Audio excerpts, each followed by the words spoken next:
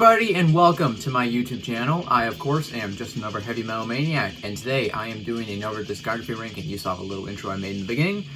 Today I'm doing ranking all 9 studio albums from none other than Baltimore, Maryland death metal band Dying Fetus. Dying Fetus are one of my personal favorite death metal bands. I think this band really have kind of become masters of their craft. They combine brutality and technicality, but also infuse it with just flat-out catchiness and great grooves and great hooks. I think this band is absolutely awesome, and they are a very consistent band for the most part, and they, like I said, I think they're absolute masters of their craft. They really have kind of a perfect formula down at this point. And yes, like I said, we're going to be ranking all 9 of their studio albums. We're not counting EPs, demos, compilations, any of that stuff, so we're not counting like the Grotesque Impalement EP, even though I know it's a very popular release in this band's discography.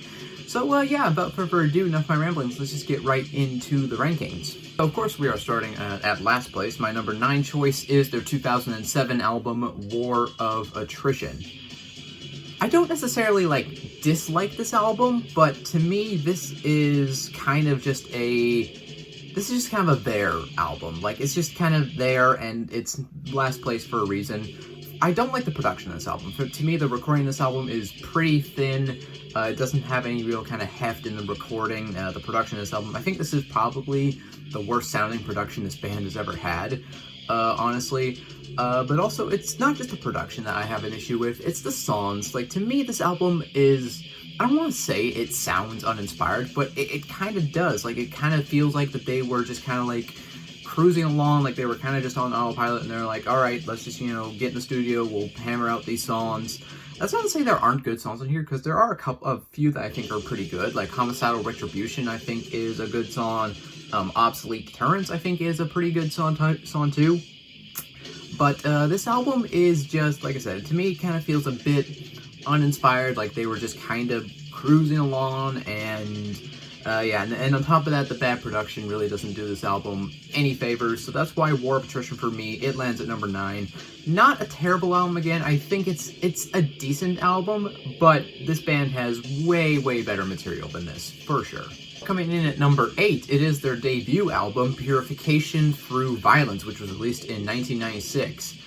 One thing to note, this is their shortest album to date. This album is only 28 minutes long, whereas most Dying Fetus albums land kind of between 33 minutes and 37 minutes long. Yeah, this bad boy is only 28 minutes long, so it is a fairly short album. There's a lot more kind of prominent, I'd say, grindcore influence on this album, which grindcore is definitely a part of Dying Fetus' sound, but this is when they were I wouldn't say this is necessarily full bore grindcore or death grind, but it definitely has a lot more grind influence to it.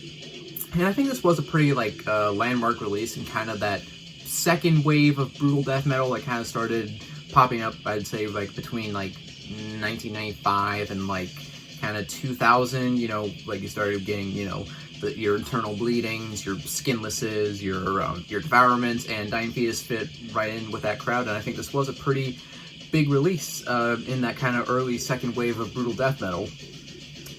This is far from a perfect album, though. It's got some pretty sloppy moments on it. There's kind of odd transitions at points, and the production of this album is pretty rough. I think it's maybe slightly better than the production on War of Attrition, but it's not great. The guitars sound kind of off, and it's not the best sounding production, but there are some really good songs on here. I think Blunt Force Trauma, the first track, is really good. I like Skullfucked. Nothing Left to Pray For has got good grooves in it.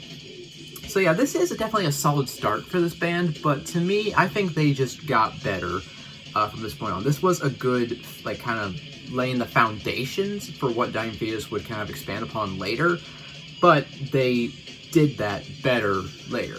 So Purification Through Violence, I do like this album, I would return to it. It's just number 8 just because I think there's albums that are better. So coming in now at number 7, it is Descend Into Depravity, released in 2009. Yeah, I do like this album. Number 7, it doesn't seem that high, but I do think this is honestly a really good album. I like the production on it. I think it's a little bit maybe more kind of polished, but it's not too clean. It still has all the, dirtiness and the grittiness. So I do like the production on this album, and there are some absolutely awesome songs in here. The first song, Your Treachery Will Die With You, is one of my favorite Dying Fetus songs. Shepherd's Commandment is really good. Conceived into Enslavement, I think the title track is really good. One thing I kind of noticed that going through this band's discography is that they are awesome at writing title tracks. So yeah, Descend into the Depravity, again, number 7, it doesn't seem that high, but it just kind of lands in like kind of the lower middle of the pack for me because while I think this is a good album, again, I just think there are better albums in Dying Fetus' catalog, but I do still like this album, and I would definitely return to it. Like, the songs I mentioned I think are awesome. But yeah, Descend into Depravity, it's number 7 just because I think they have a few albums that are slightly better. So, coming in now at number 6, it is Wrong One to Fuck With, released in 2017. I might catch a bit of heat for placing it this low on my list, because a lot of people do kind of praise this album. I do see a lot of praise for this album. A lot of people say this is one of Dying Fetus' best albums. This is definitely an interesting album. For one, this is their longest album to date. It's 49 minutes long, which again, most Dying Fetus albums are between 33 and 37 minutes long, so this is a really long album by Dying Fetus standards. And the songs on here are longer for the most part, and to me, it kind of feels like they were trying to be a bit more complex, I guess. I wouldn't call this, like, progressive or anything, but it definitely feels like they're trying to be a bit more complex, which the band has always had kind of technical flair in their music, but I feel like they were trying to be writing songs that were more structured and, again, just more complex on this album, which I can appreciate and admire them for, you know, wanting to push themselves creatively and not just wanting to, you know, write the same album over and over again. But for me, it didn't always land. Like, I did find myself kind of losing interest at certain points in this album, but it usually managed to rope me back in, and I think there's some absolutely awesome songs on here, like Fixated on Devastation, Reveling in the Abyss, Weaken the Structure. The title track is awesome. Yeah, I do really like this. I do like this album. It's just, for me, again, I appreciate them trying to do something different. It just didn't hold my attention, like, all the way through, and it just didn't always kind of resonate with me. But still a good album. It's just number 6 for the reasons I stated, but I do really like it. So, coming in now at number 5, it is Stop at Nothing, released in 2003. Yeah, this album is pretty kick-ass, honestly. I will say, I don't think the production of this album is as good as some of their other albums. Like, it's not, like, as, like, kind of thin or listless as War of Attrition, but it's not my favorite, like, sounding album in terms of the mix. But, the songs on the album are fucking kick-ass. Like, Schematics is awesome. One Shot, One Kill is one of the best Dying Fetus songs ever. Institutions of Deceit, Abandon All Hope, the title track is awesome. This is an awesome album. It kind of hurts a little bit seeing it at number 5, because I do really, really like this album. Yeah, but again, if it had maybe just kind of better production, like on some of the other albums on this list, I might score it higher. But, again, I think it's an absolutely kick-ass album. It's just number 5 for me, because I think they have a few ones that are ever so slightly better. But, I mean, I would happily jam this album over and over again. I think it is an absolute banger, and the songs I mentioned, I think, are just fucking awesome. My number 4 choice is Make Them Beg for Death, which was released last year in 2023. This album is fucking amazing. Like, this is easily one of my favorite albums to come out of last year, and, like, holy shit, dude. There's every song on here fucking hits, like Enlightened Through Agony, Feast of Ashes, Throw Them in the Van, which is like the shortest song on here, and probably definitely the most aggressive song on here. When the Trend Ends, Raised in Victory, Raised in Defeat. Yeah, I love, like, every song on this album. I love the production. Again, it's a bit more kind of polished and a little bit more modern sounding, but it's not, like, too clean, too polished. It is just still fucking just gnarly and absolutely heavy. Like, this album is really, really, really good in my opinion. Yeah, like I said, this is one of my favorite albums to come out of 2023, and I've said this before, I always love to see old bands who can still release, albums that rival their classic material, at this point, decades into their career, and I think this album does just that, and I think it is an absolutely wonderful album. So yeah, for me, Make Them Beg for Death, it lands pretty high on my list, number 4 for being their most recent album. Yeah, I think it is a fucking awesome album. So we have now entered the top 3, and my number 3 choice is Destroy the Opposition, released in 2000. This is one of the fan favorites, like reading reviews and stuff, this is one of the fan favorites among the Dying Fetus fan base, and it's not hard to see why. So Dying Fetus, they kind of started off much more in the brutal death metal realm of things, but they kind of embraced more technical play as the years went along. And this album to me is kind of where they really kind of struck the Dying Fetus formula of kind of a even mixture between the brutal death metal and the technical death metal elements, kind of fused together to create a fucking amazing album. And every single song on this album just hits. There's not a single dull moment on this album. Every song is intense and it's just brutal, but it's also technical as hell. Like, Praise the Lord, Opium of the Masses is a fantastic way to start this album. Born in Sodom is amazing. Epidemic of Hate, For Us or Against Us, Justifiable Homicide.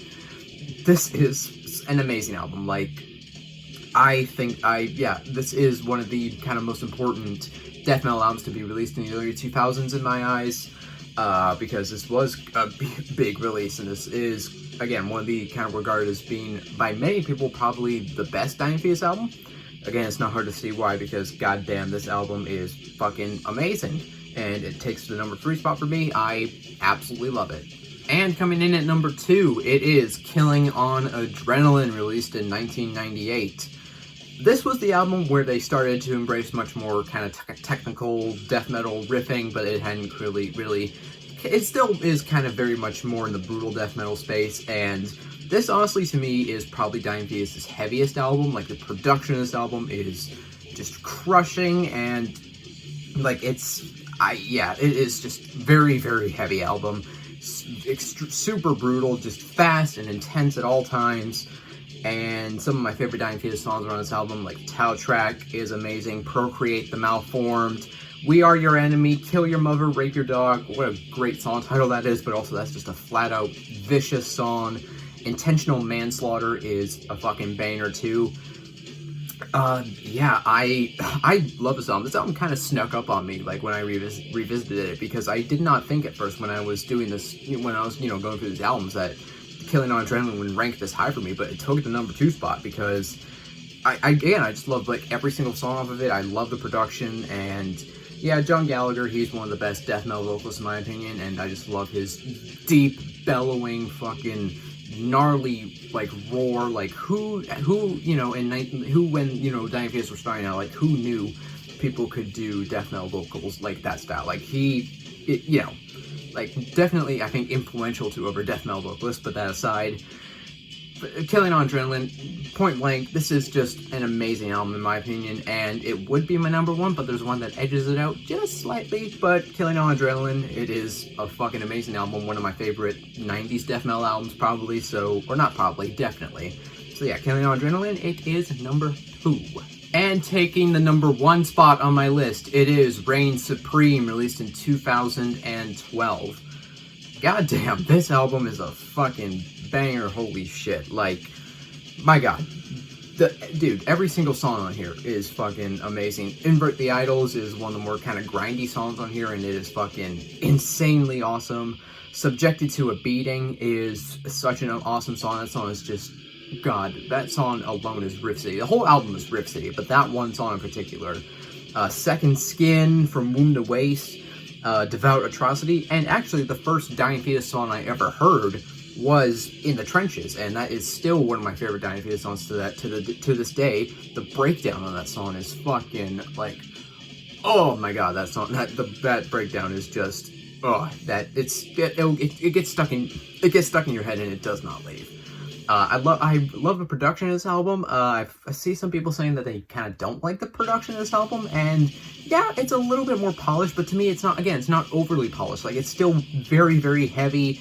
And I like how everything's super clear. You can hear everything really well. The drums are tight and punchy. You can hear the guitars and the bass. They all sound amazing. The vocals aren't too out front. I think the production of this album is honestly perfect. It sounds amazing.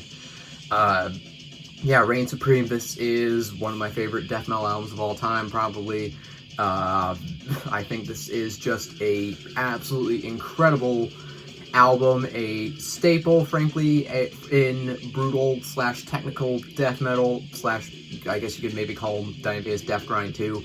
But yeah, Reign Supreme, this is my #1 Dying Fetus album. I think it is just, again, absolutely an amazing, awesome album.